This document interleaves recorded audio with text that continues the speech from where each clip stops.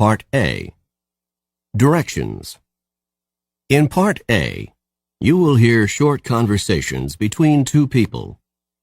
After each conversation, you will hear a question about the conversation.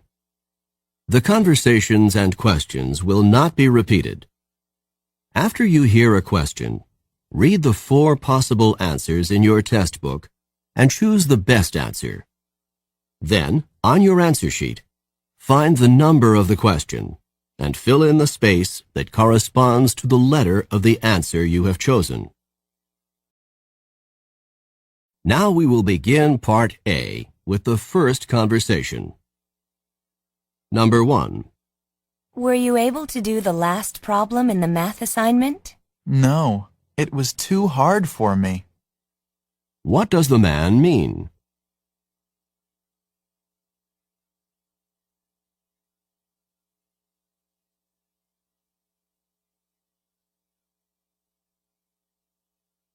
Number 2. You don't seem really happy with your exam results. Well, I didn't fail, but I also didn't pass by much. What does the man mean?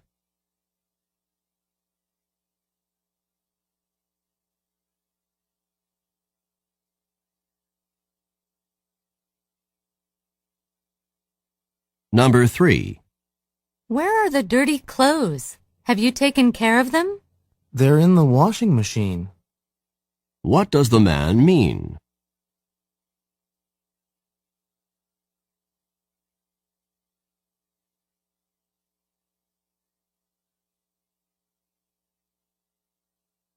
Number 4.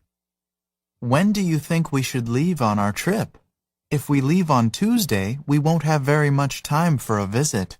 Why not leave on Monday instead of Tuesday? What does the woman suggest?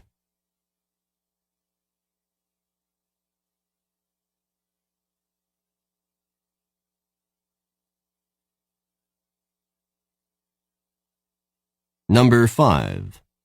What was in the letter from the landlord? It was not good news. The rent has been raised. What does the man mean?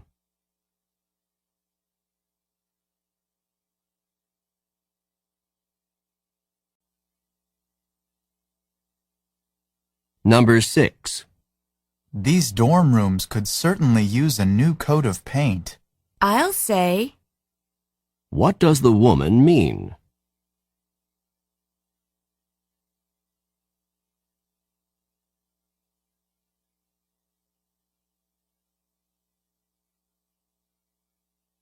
Number 7. Are you ready to work on the history paper? I will be in a couple of minutes. I have to finish the math problems before I start on history. What does the man mean?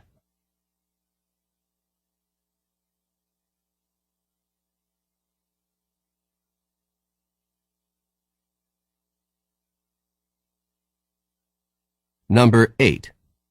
Do you know where the file folders are? Sorry, I don't. They were moved, and now I don't know where they are.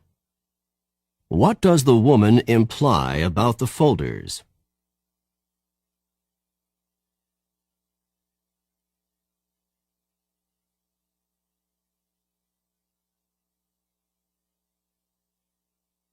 Number 9.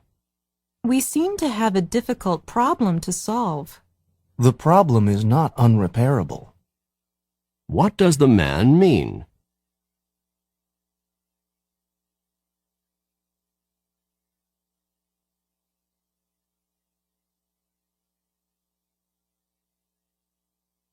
Number 10. I hope we don't have a quiz today. I'm not really very prepared on the material for today. I don't think we will. This professor rarely, if ever, gives quizzes. What does the man mean?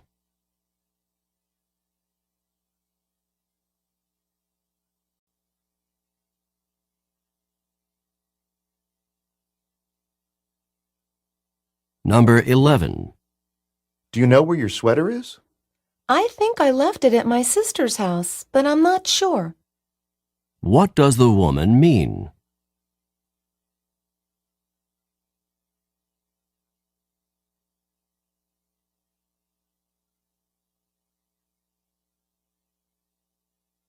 Number 12.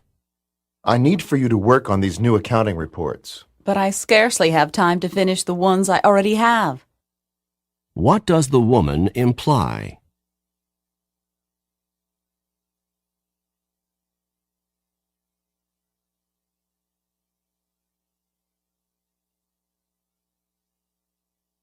Number 13. How much longer do you think you're going to stay on that exercise machine? I give up. What does the man mean?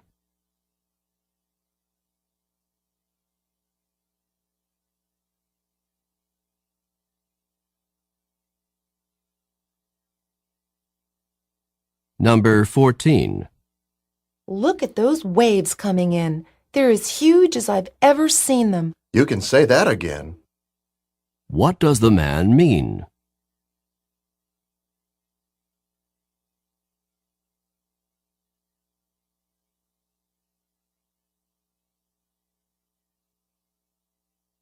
Number 15.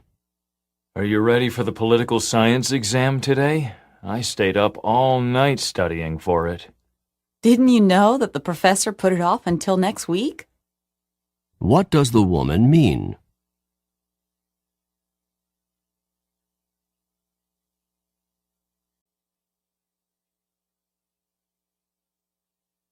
Number 16.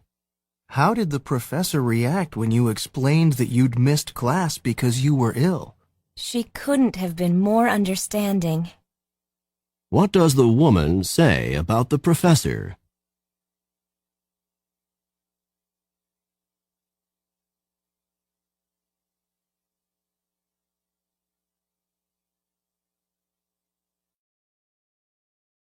Number 17. That was some air show. The skydivers pulled off some incredible feats. I thought so too. I just couldn't believe what I saw. What does the woman mean?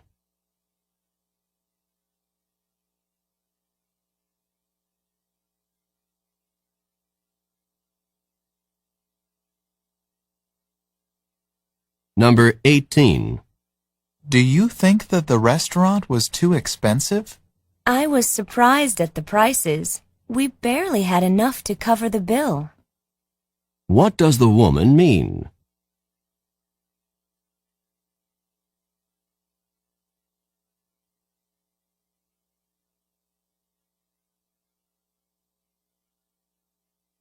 Number 19. Are you going to be taking microbiology this semester? I wish I could put off taking it for another semester, but I can't. What does the man imply?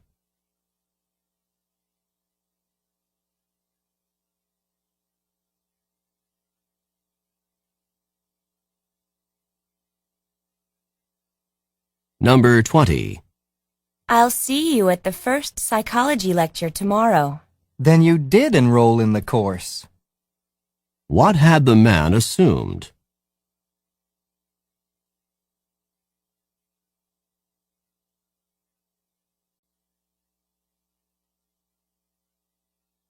Number 21.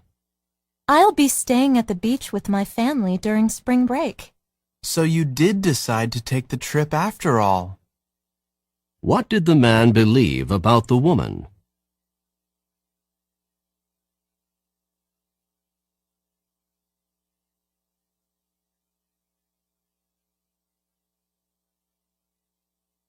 Number 22. Did your nieces and nephews like the gifts you got for them?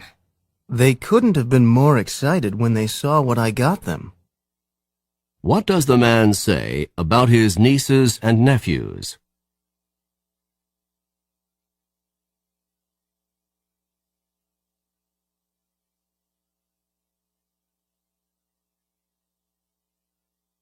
Number 23. Are you worried about having to give such a long speech in front of such a large audience? I think I can pull it off. What does the woman mean?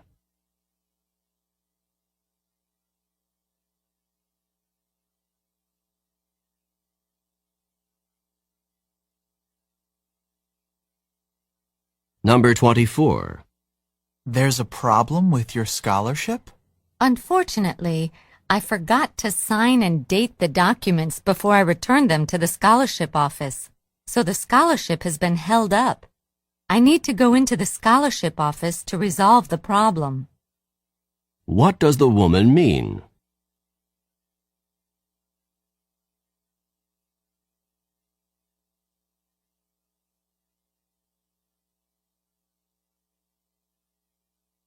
Number 25. Were the bills paid on time this month? I wish they had been. What does the man imply?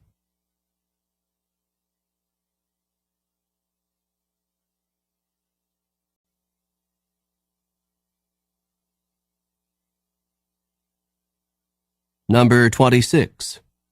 Has management decided on a new policy for pay raises? It's still up in the air.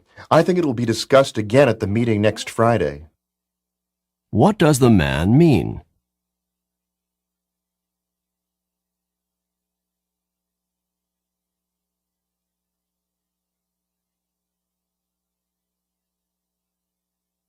Number 27. I can't believe it's snowing today.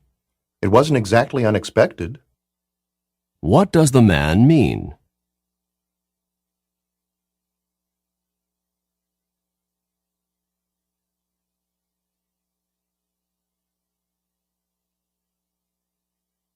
Number 28. How do you think you did on the literature exam that you had this morning? I really wish I could take it over again. What does the woman imply?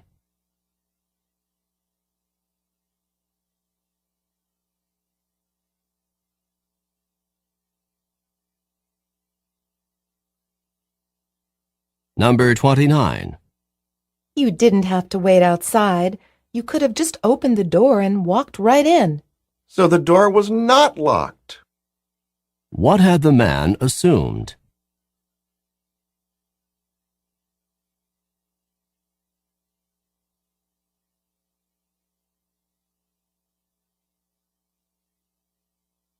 Number 30.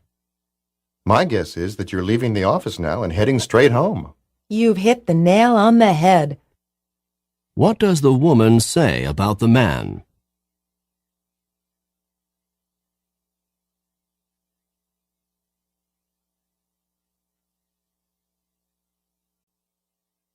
Part B. Directions. In this part of the test, you will hear longer conversations. After each conversation, you will hear several questions. The conversations and questions will not be repeated. After you hear a question, read the 4 possible answers in your test book and choose the best answer. Then, on your answer sheet, find the number of the question and fill in the space that corresponds to the letter of the answer you have chosen. Remember, you are not allowed to take notes or write in your test book. Now we will begin Part B with the first conversation. Questions 31 through 34. Listen to a conversation between 2 students. Dora, could you please give me some help? With what? I kept putting off my History 101 paper, and it's due next week. If you want to pass the course, you've got to write that paper. I know. I thought that since you're a history major, you could help me come up with a topic for my paper. History 101 is about American history. You could write about the Revolutionary War, or the Civil War, or World War I. Oh, I don't want to write about wars. I don't want to think about killing and death. Can you think of something else? Why don't you write about technology, inventions that changed American history? That topic seems a little broad. Maybe I should narrow it down a bit. Well, you could choose one invention, the telephone or the airplane, for example, and write about its effect on history. I know. My favorite topic is cars. I'll write about the invention of the automobile and its effect on American history. That sounds like a good topic for you. Now, you'd better get busy. You only have 1 week. Number 31. What does the man ask the woman to do?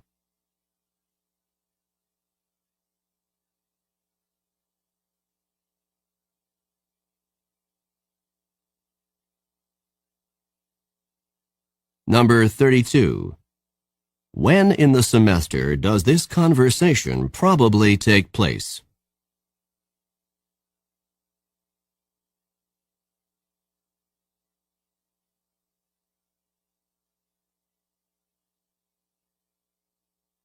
Number 33.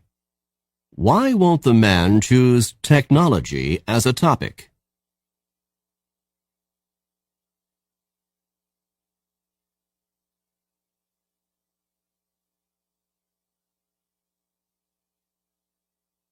Number 34. How much time does the man have to write the paper?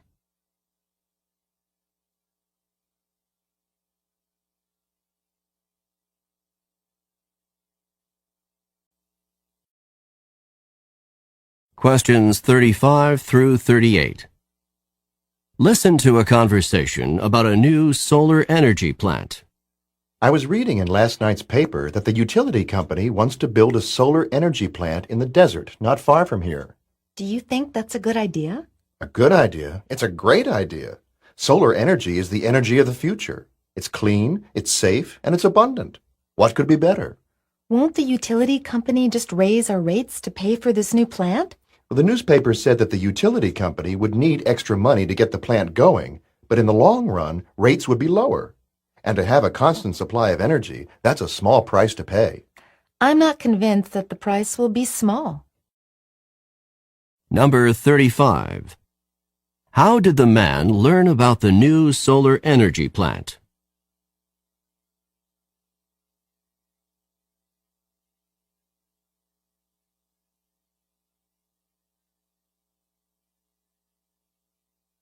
Number 36. Where will the solar energy plant be constructed?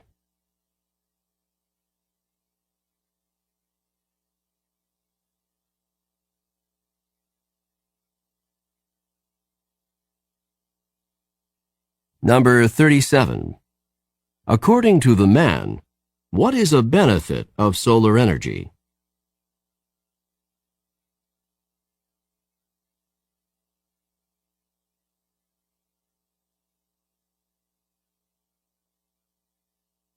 Number 38. How does the woman feel about the proposed solar energy plant?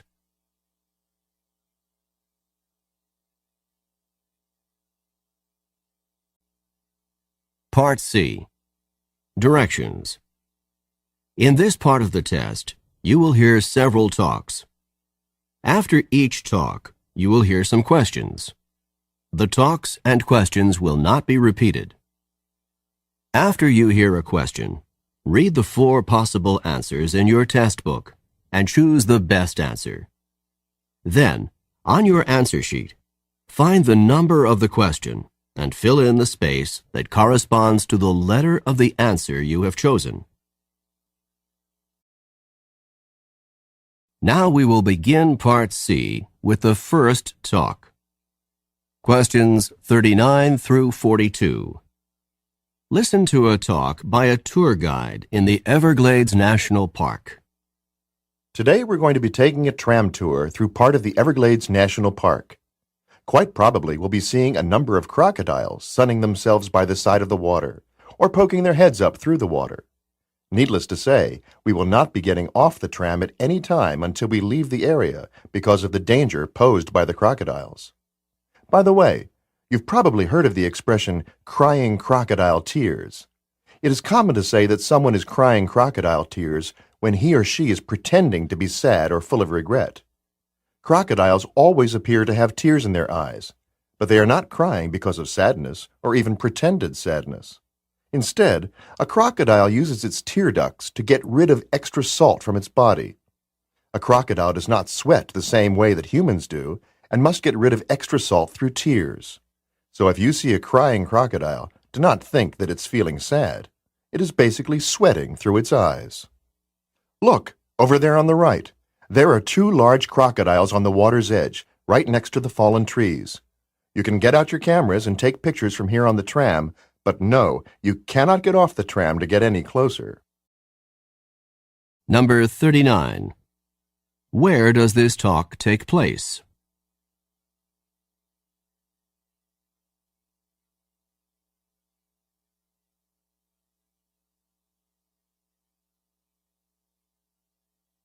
Number 40. What does the expression crying crocodile tears mean when it is used to describe humans?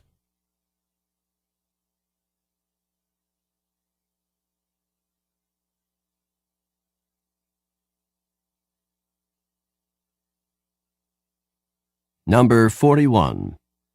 Why do crocodiles have tears in their eyes?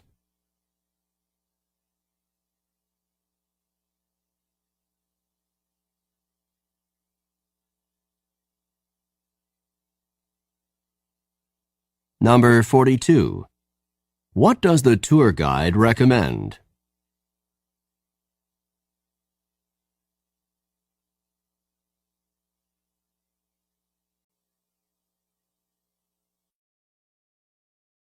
Questions 43 through 46.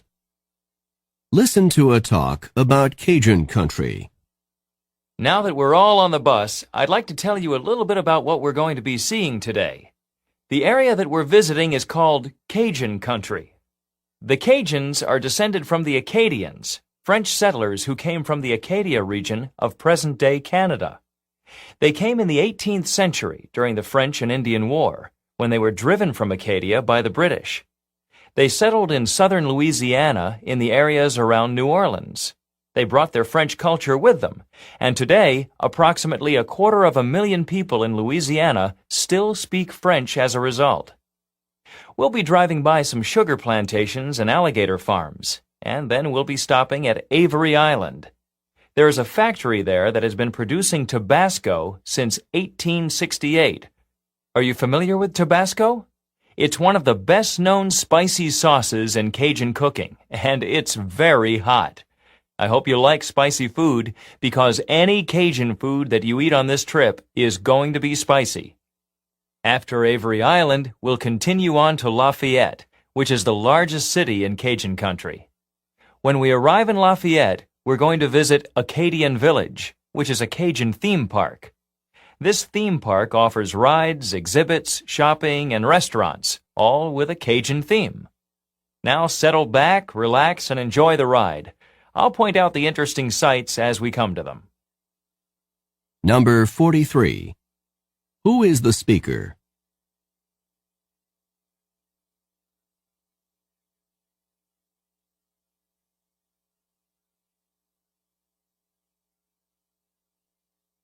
Number 44.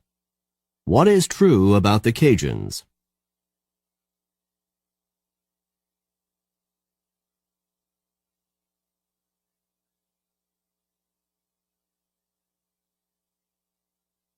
Number 45. What is Cajun food like?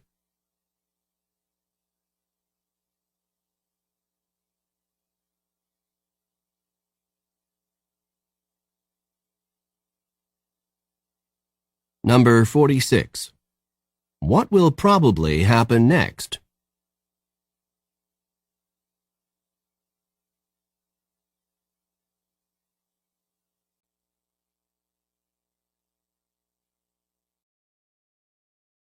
Questions 47 through 50.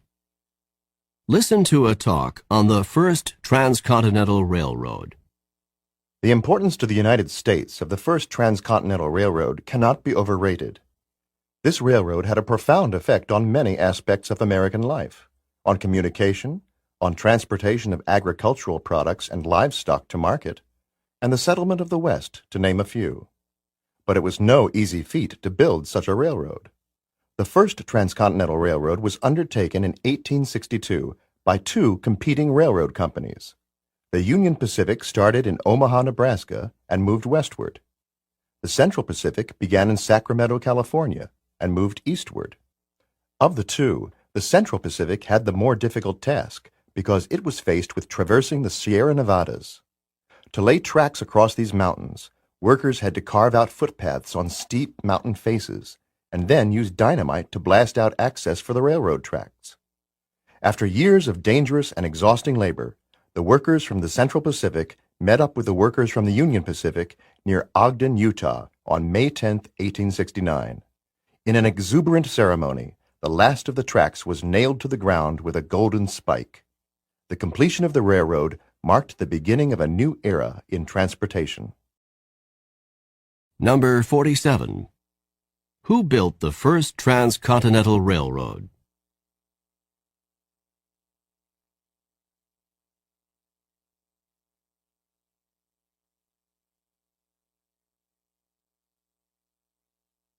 Number 48. What was difficult about the job the Central Pacific workers had to complete?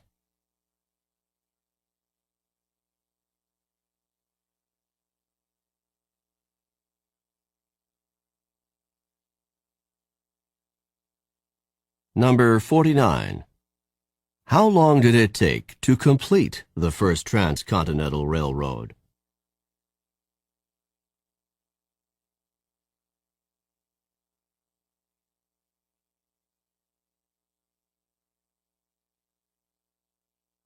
Number 50.